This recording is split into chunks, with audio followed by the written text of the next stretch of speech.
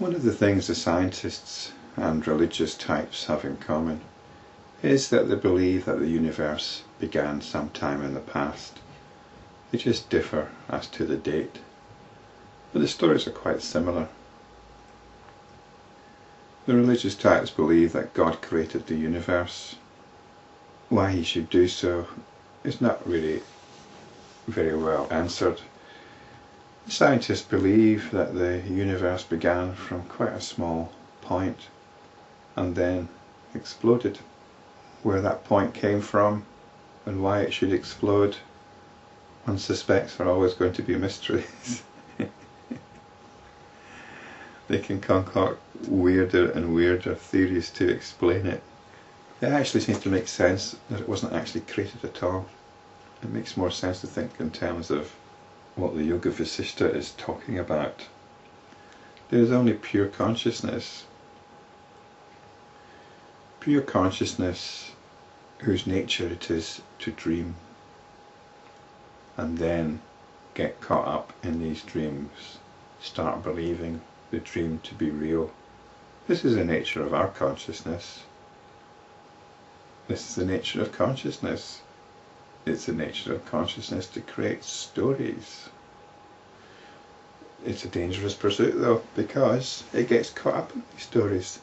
It starts believing these stories. It starts believing stories about itself. It starts believing stories about a world of matter, a world separate from itself. We could ask, well, why does it have this nature? Why does it have this tendency to create these stories? Because stories come to an end and then it can remember itself. It comes back to itself. After a good story, what's the feeling? There's a feeling of coming back to yourself when you've been immersed in a good story and then the story's over. You come back to yourself. There's a silence, an enrichment, even a stillness. Kumbha said, "That which has no seed, cause, and which is indescribable, is therefore not the cause of another. Naught is born of that. Hence the self is neither the doer, nor the action, nor the instrument. It is the truth. It is the eternal absolute consciousness. It is self-knowledge. There is no creation in the Supreme Brahman." We can have stories of creation, we can have stories of the Creator God, Brahma, but they're stories, they're notions. One may theoretically establish the arising and the existence of a wave in the ocean on the basis of time, of its arising, and the space in which it seems to exist as a wave. But who has tried to establish even such a relationship between Brahman and the creation? For in Brahman, time and space do not exist. Thus the world has no basis at all. Again, both the scientists and the religionists believe that along with the creation of the universe, time and space came into being. For the physicists, there's no time nor space before the Big Bang.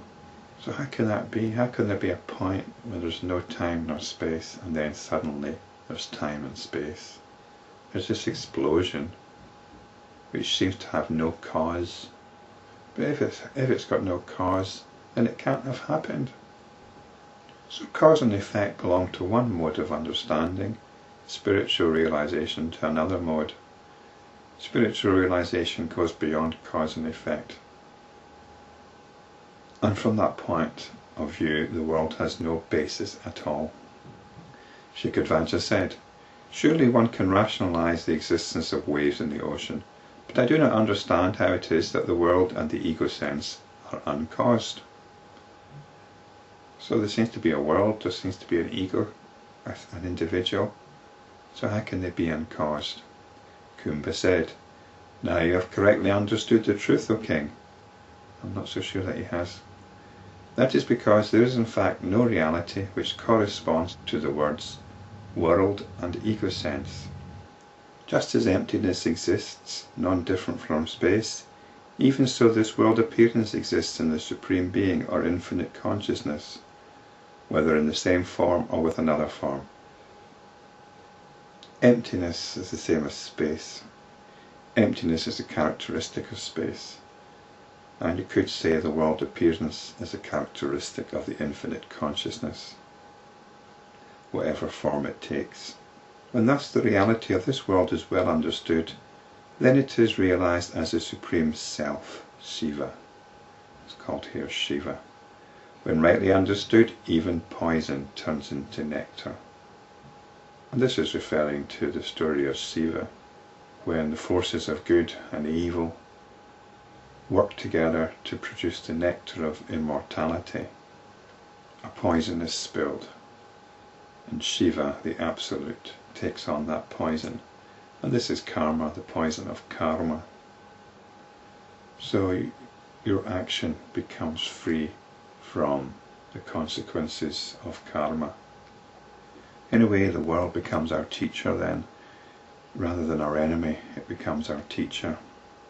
It becomes our teacher in the sense that it can be used to further establish ourselves in awareness. When it is not thus rightly understood, it becomes evil, as Shivam, the world of sorrow. When we don't understand it correctly, we get lost in it, we identify with it, we forget ourselves. For whatever this consciousness realizes itself to be, that it becomes. It's the principle of the story. We get caught up in stories. This is the nature of consciousness. We become the story. When we watch a film, a play, a sport, we get immersed in it. We forget who we are. That becomes our reality for however long it lasts. It is because of a confusion in the self that this consciousness sees itself as embodied and as the world. It is that Supreme Self alone that shines here as the Supreme Being, Shivam.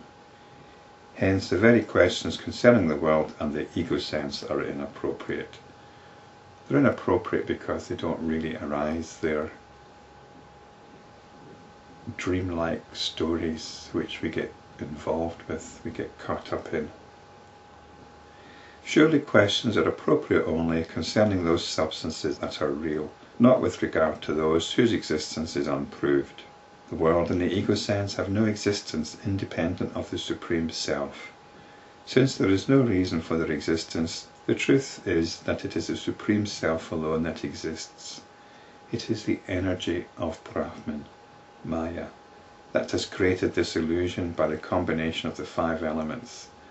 But consciousness remains consciousness and is realized by consciousness. That's it in a nutshell. Diversity is perceived by the notion of diversity.